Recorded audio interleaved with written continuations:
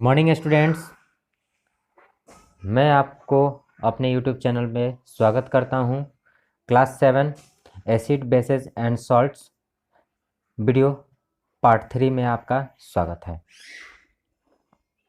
चलिए हम लोग फटाफट इस चैप्टर को स्टार्ट करते हैं। थोड़ा सा रिकॉल कर लेते हैं कि एसिड्स के बारे में हम लोगों ने पढ़ा था। उसके बाद हम लोगों ने वीडियो पार्ट 2 में बेसेस वगैरह के बारे में पढ़ा था। उसमें हम लोगों ने इंडिकेटर्स वगैरह के बारे में भी पढ़ा था कि कैसे किसी सब्सटेंस को कैसे चेक कर सकते हैं और किस इंडिकेटर का कलर कैसे चेंज होता है। तो अगर आप उस वीडियो को नहीं देखे हैं तो मेरे डिस्क्रिप्शन में वीडियो पार्ट 1 और वीडियो पार्ट 2 का लिंक है। आप डिस्क्रिप्शन में जाएं और वहां से पहले उस वीडियो को ज़रूर देख लें, और कोई भी डाउट होता है तो आप उसे कमेंट सेक्शन में ज़रूर बताएं हमें। ये वीडियो पार्ट 3 है, तो आइए हम लोग वीडियो पार्ट 3 को शुरू करते हैं और देखते हैं कि इसमें हम लोगों को क्या सीखना है। तो इसमें बेसिकली हम लोग सॉल्ट से रिलेटेड चीज़ें सीखेंगे, सॉप से रिलेटेड चीज़ें सीखेंगे, न्यूट्रलाइजेशन रिएक्शन से रिलेटेड चीज़ें सीखेंगे। कंप्लीट सिलेबस है ये, तो प्लीज़ अपने फ्रेंड्स जो भी क्लास 7 में पढ़ने वाले बच्चे हैं उनके पास ये वीडियो ज़रूर पहुंचाएं। आपको अच्छा लगता है तो लाइक और मेरे चैनल को सब्सक्राइब ज़रूर करें। आइए शुरू करते हैं। न्यूट्रलाइजेशन रिएक्शन, सबसे पहला जो यहाँ पे टॉपिक है वो न्यूट्रलाइजेशन है। और न्यूट्रलाइजेशन के बारे में मैंने पहले भी आप लोगों को बताया था। मैंने एसिड्स के बारे में भी पढ़ाया था और बेसेस में भी बताया था। मैंने यही बताया था कि जब एसिड एंड बेस रिएक्ट करते हैं तो उस केसेस में सॉल्ट एंड वाटर का फॉर्मेशन होता है। This reaction is known as neutralisation reaction. Actually क्या होता है कि जब एसिड बेस से रिएक्ट करता है तो बेस एसिड्स के प्रभाव को ख़त्म कर देता है और इसके दौरान सॉल्ट एंड वाटर का फॉर्मेशन होता है। इसी को हम न्यूट्रलाइजेशन रिएक्शन कहते हैं। It means that acid can neutralise a base और a base can also neutralise effect of an acid. In that cases salt and water are formed. तो आइए एक एग्जाम्पल हम लोग देख लेते हैं। यहाँ पे एक एग्जाम्पल के तौर पे आप हाइड्रोक्लोरिक एसिड ले सकते हैं और सोडियम हाइड्रोक्साइड ले सकते हैं। हाइड्रोक्लोरिक एसिड जब सोडियम हाइड्रोक्साइड के साथ रिएक्ट करेगा तो सोडियम क्लोराइड जो कि एक सॉल्ट है ये हमें प्राप्त होगा एंड वाटर का फॉर्मेशन होगा। Neutralisation reaction in everyday life, हमारे एवरीडे लाइफ में न्यूट्रलाइजेशन रिएक्शन होता है। तो आइए देखते हैं कहाँ कहाँ होता है। तो सबसे पहला पॉइंट है इंडाइजेशन का।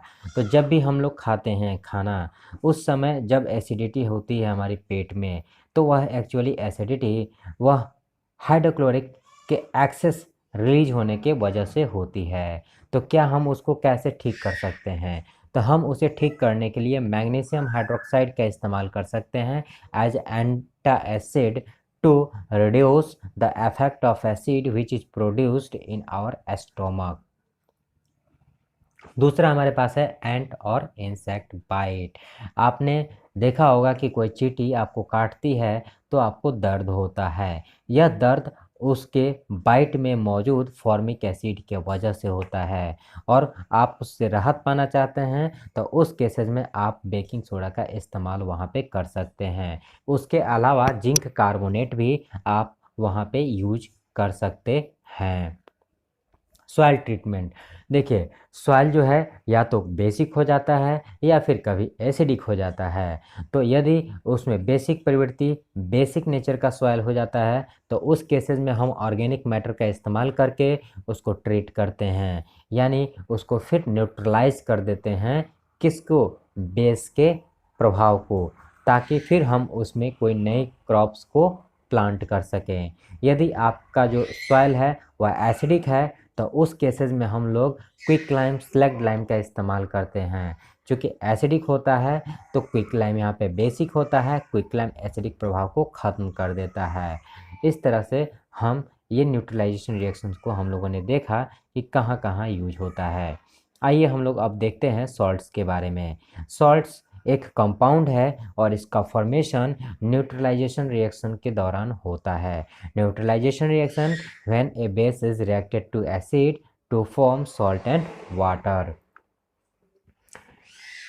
It contains A positive charge ion called cation and negative charge ion called anion. ध्यान दीजिएगा, जैसे सोडियम क्लोराइड एक सॉल्ट है, तो सोडियम क्लोराइड में 2 आयन मौजूद है। आयन 2 प्रकार के होते हैं, पॉजिटिव आयन और नेगेटिव आयन। इसके बारे में विस्तृत जानकारी आपको अगली कक्षा में मिलेगी। फिलहाल आप इतना समझिए कि जो सॉल्ट होता है वो 2 आयन का बना होता है, एक पॉजिटिव आयन होता है उसमें और एक नेगेटिव आयन होता है। तो सोडियम क्लोराइड में सोडियम आयन यानी सोडियम आयन पॉजिटिव होता है और क्लोराइड आयन आपका नेगेटिव होता है। यह ऐसा इसलिए होता है क्योंकि सोडियम जो है मेटल है और मेटल इलेक्ट्रॉन को डोनेट करते हैं, और क्लोरीन जो कि नॉन मेटल होता है वह इलेक्ट्रॉन एक्सेप्ट करता है सोडियम से, जिसके वजह से सोडियम जब डोनेट करता है तो उसके ऊपर एक प्रोटॉन अधिक होने के वजह से उस पर चार्ज Na+ आ जाता है, और क्लोरीन जब एक इलेक्ट्रॉन ले लेता है तो उसके ऊपर एक इलेक्ट्रॉन अधिक होने की वजह से उस पर एक माइनस चार्ज अधिक हो जाता है, तो वह क्लोराइड आयन बन जाता है। इस तरह दोनों आपस में रिएक्ट करके सोडियम क्लोराइड का फॉर्मेशन करते हैं, और इस तरह सॉल्ट में 2 प्रकार के आयन मौजूद होते हैं, पॉजिटिव आयन और नेगेटिव आयन। पॉजिटिव आयन को केटायन और नेगेटिव आयन को एनायन कहते हैं। प्रॉपर्टीज ऑफ सॉल्ट्स हम लोग देख लेते हैं। सॉल्ट्स कलर्ड होता है और कलरलेस भी हो सकता है। यह सॉलिड फॉर्म में पाया जाता है। They have high melting point and boiling point. Salt का जो मेल्टिंग पॉइंट होता है और बॉइलिंग पॉइंट होता है वो काफ़ी ज़्यादा हाई होता है। एक उदाहरण के तौर पे सोडियम सॉल्ट जो है, सोडियम क्लोराइड सॉल्ट जो है, उसका जो मेल्टिंग पॉइंट होता है वो 800 डिग्री सेल्सियस होता है। They are soluble in water. नमक को यदि आप वाटर में डालेंगे तो वह उसमें घुल जाता है। मोल्टेन स्टेट में जो सॉल्ट है वह इलेक्ट्रिसिटी का गुड कंडक्टर होता है। सम सॉल्ट्स आर, कुछ ऐसे सॉल्ट्स जो पाए जाते हैं और उनका क्या यूजेज है। सोडियम कार्बोनेट, सोडियम कार्बोनेट का इस्तेमाल वॉशिंग सोडा में करते हैं फॉर वॉशिंग और cleaning things. Sodium bicarbonate, baking soda बनाने के लिए हम सोडियम बाइकार्बोनेट का इस्तेमाल करते हैं। Sodium chloride, it is used in cooking, cooking में हम लोग इसका इस्तेमाल करते हैं। अब आ जाइए सॉप्स पे। सॉप्स को आप लोग अच्छे से जानते हैं, साबुन, यानी साबुन का उपयोग आप लोगों ने किया ज़रूर होगा। ये साबुन जो है एक्चुअली क्या है, तो ये सोडियम सॉल्ट है, vegetable oils with sodium hydroxide, यानी इसको हम डिफाइन कर सकते हैं, दे आर सोडियम सॉल्ट, यानी soaps are sodium salts of vegetable oils with sodium hydroxide. They prepared by heating, तो इसको बनाने की विधि यहाँ पे एक लिखी गई है। आप वेजिटेबल ऑयल को यदि क्या करते हैं, गर्म करते हैं सोडियम हाइड्रोक्साइड के साथ, और देन आफ्टर आप उसमें अगर कॉमन सॉल्ट ऐड करते हैं तो जो आपको वहाँ पे प्रेसिपिटेट सेपरेट होगा वो आपका सॉप होता है। क्वेश्चंस, आप इस चैप्टर के सारे क्वेश्चन आंसर्स कर सकते हैं। अगर कोई प्रॉब्लम होता है तो आप कमेंट सेक्शन में इसका रिप्लाई कर सकते हैं, मैं उसका रिप्लाई ज़रूर करूँगा। एनसीईआरटी से रिलेटेड जो भी क्वेश्चन है, बुक जो है स्कूल में आपको प्रोवाइड किया गया है, वहाँ से भी आप इसके क्वेश्चन उसके डाउट्स पूछ सकते हैं। अगर आपको कोई प्रॉब्लम है तो आप कमेंट कर सकते हैं। Thank you guys, please like, share and subscribe my channel if you like. Thank you.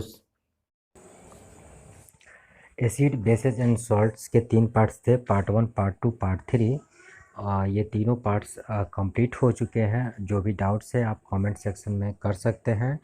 Video के ऊपर आपको 2 लिंक्स आपको पार्ट 1 और पार्ट 2 के मिल जाएंगे। आप उन पर क्लिक करके अगर आप उन्हें नहीं देखे हैं तो आप उनको देख सकते हैं। Thank you.